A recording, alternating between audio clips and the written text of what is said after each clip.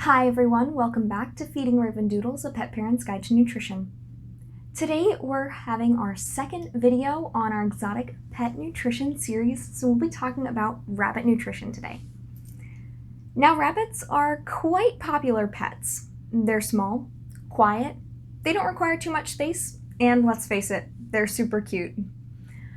However, the most common reasons rabbits visit the veterinarian is for nutritional concerns.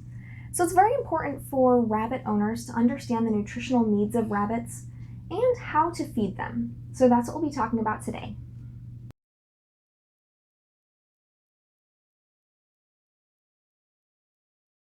First and foremost, rabbits require hay in their diets. They are herbivores. And like horses, they're what's called hindgut fermenters, which means that they have a large cecum, a portion of their intestine where fiber and plant material is fermented. So types of hay that are great for rabbits include things like Timothy hay or orchard grass. However, alfalfa and clover is actually too high in calcium for adult rabbits and therefore should only be fed to bunnies that are under 8 months old.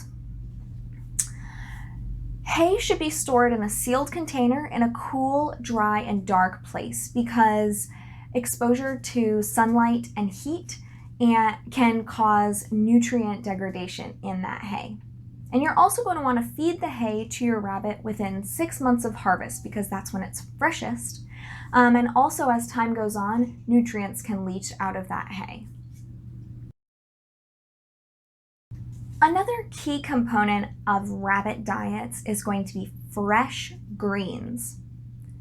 Things like romaine lettuce, dandelion greens, cilantro, dill, basil, bok choy, carrot tops, beet tops, kale, watercress, and broccoli greens are all excellent choices to provide to your rabbit.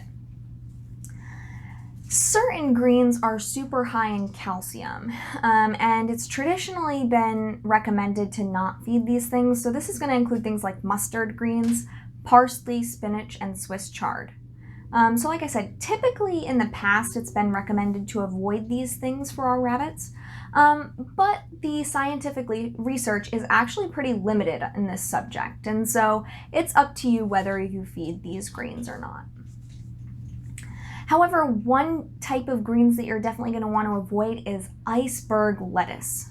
Iceberg lettuce is nutritionally inadequate. It pretty much provides nothing to a rabbit's diet nutritionally, and so that should definitely be avoided.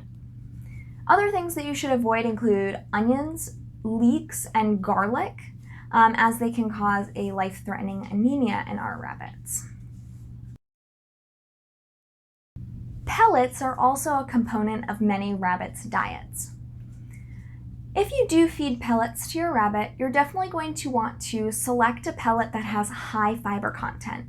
So when you're reading the label, it's going to include crude fiber that's greater than 18% on a dry matter basis, and indigestible fiber that's greater than 12% on a dry matter basis. The fat should be between 2.5% and 4% by dry matter, and the protein should be between 12% and 16% by dry matter. You're going to want to store your pellets in, again, a cool, dry, and dark place, and you're going to want to feed your pellets within 3 months of manufacture. Young bunnies under 8 months old should be fed alfalfa pellets, free choice. It's important to remember that rabbits need enrichment, so you're going to want to provide foods in a way that encourages a foraging behavior. So hiding their pellets, placing their food in different locations each day, and scattering their hay is going to encourage foraging behaviors. Rabbits are grazers, so they eat small amounts throughout the day. So because of this, hay should always be available for your rabbit. First and foremost, rabbits require high-quality hay in unlimited amounts. Hay should always be available for your rabbit. They should also get fresh greens each day.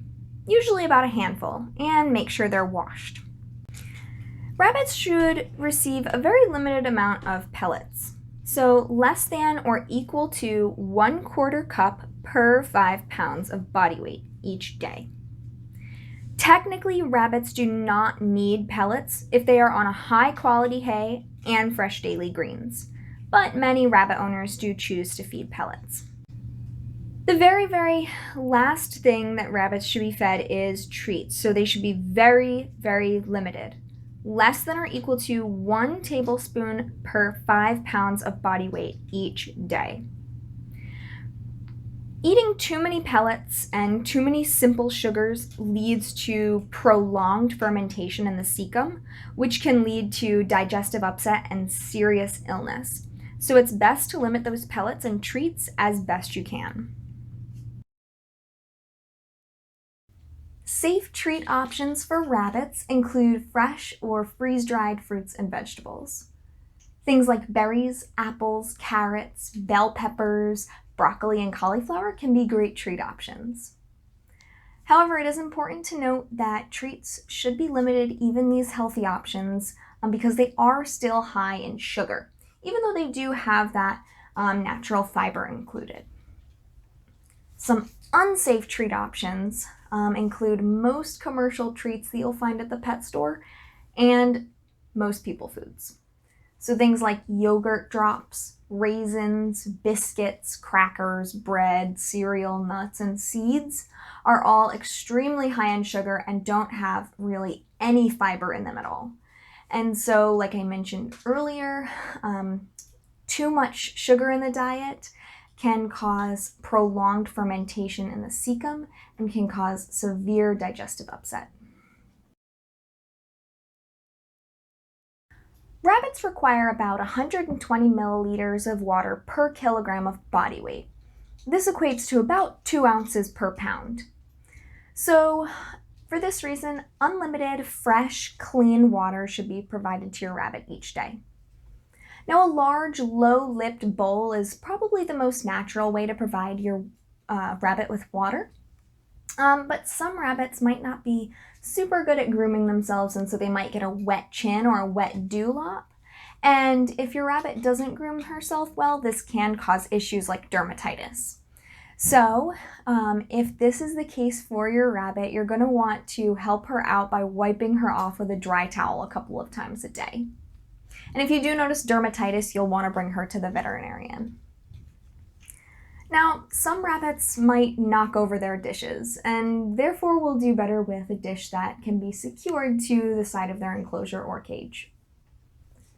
Dropper bottles, while they're commonly seen to provide rabbits with water, especially in pet stores, they are actually not usually the best choice for providing rabbits with water. So they often don't provide enough water, and then also rabbits can break their teeth while trying to use them. So it's best to avoid dropper bottles for rabbits.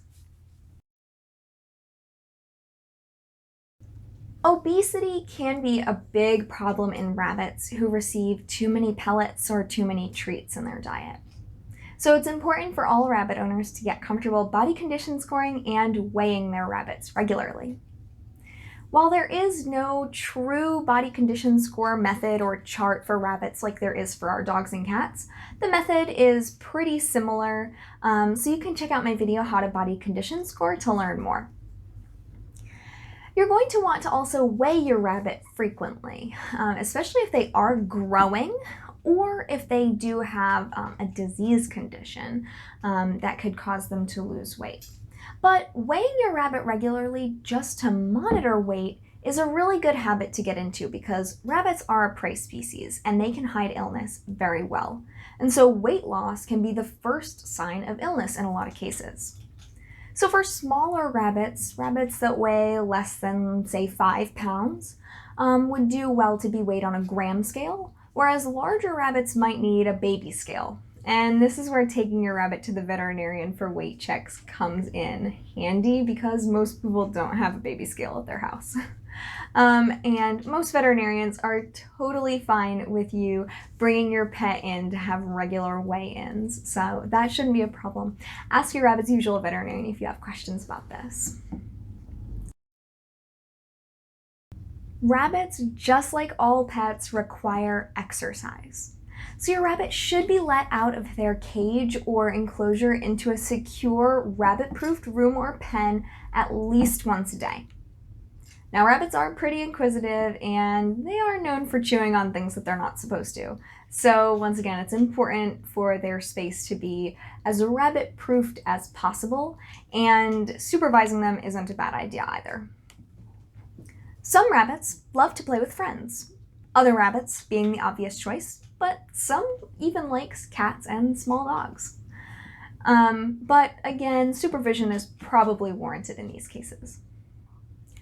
Some rabbits do really well outside in a pen or even with a harness and leash. But if you do bring your rabbit outside, you're going to want to talk to their usual veterinarian about flea and tick prevention for them. Rabbits, like horses and cows, have what we call hypsodont teeth, or continuously erupting or growing teeth. Now, this continuous growth requires continuous wear, and so this is made possible by a diet that's high in roughage, or hay.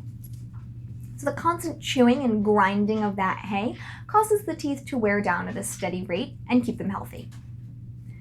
A common problem we see in veterinary practices with rabbits is what's called malocclusion, where the teeth don't line up right or the teeth become overgrown so that they don't line up right. Typically, this is an issue of diet, when a rabbit is not eating a diet that is appropriate, so they're eating too many pellets and not enough hay. All rabbits should see the veterinarian at least once a year for a thorough physical and a complete oral exam. Rabbits with dental issues should see the veterinarian more often. Brachycephalic rabbits typically have more issues than other rabbits. Brachycephalic means that they have a shored or smushed in face, like Hobson here. Mesocephalic and dolichocephalic rabbits typically have less problems with malocclusion. Whether your rabbit is brachycephalic, mesocephalic, or dolichocephalic, they need lots of hay in their diet. And it's also a good idea to provide them with wooden blocks, toys, and sticks to chew on as well, so that they can get that grinding motion and keep their teeth nice and healthy.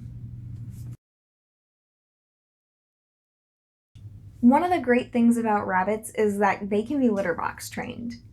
And it's important for you to get familiar with what your rabbit's feces normally look like. Rabbits are pretty unique in that they have two types of feces: day feces and night feces. The feces that come in the daytime are usually hard, dry, round balls. The feces that come in the nighttime, called cecotropes, are soft, darker, and they come in clusters that look kind of like grapes. Cecotropes have 2 times the protein, more B vitamins, and less fiber than their daytime feces. And so the rabbits will actually consume their feces directly out of their anus when they pass them. This usually happens during the late night or early morning hours, and so it's not uncommon for you to never see the night feces. But if you do, this can indicate health issues, and so you'll want to take your rabbit to the veterinarian if you see night feces in their cage. An issue with rabbits, a common issue with rabbits is called hypomotility. You might know this as constipation. So this is when your rabbit isn't pooping normally, hasn't pooped, let's say, for more than a couple of hours. This is a medical emergency, and so these rabbits should be taken to the veterinarian right away, as hypomotility can indicate some severe digestive disease and can lead to death. Another serious digestive condition in rabbits is diarrhea. It can indicate a serious infection or a digestive problem, and so these rabbits should be seen by the veterinarian right away. Another really unique thing about rabbits is that they don't have the ability to vomit. So they have a very tight muscular sphincter between their esophagus and their stomach that makes it almost impossible for them to throw up. If they do, however, it's usually a life-threatening medical emergency and they should see the veterinarian right away. Now, hairballs are actually a common problem with rabbits, but they don't expel them like our cats do. So, like cats, rabbits groom themselves very frequently. But like cats, they might get hairballs, but they cannot vomit them up. So the hairballs have the potential to get stuck in the digestive system. And usually this is due to rabbits having a diet that's low in fiber. So fiber is going to help push those hairballs out and it's going to help them pass them. But rabbits with diets that don't have enough hay in them do have the potential to get blockages in their digestive system due to these hairballs. So a great way to prevent that is to increase the high quality hay and fresh greens in your rabbit's diet and feed them as little pellets as possible.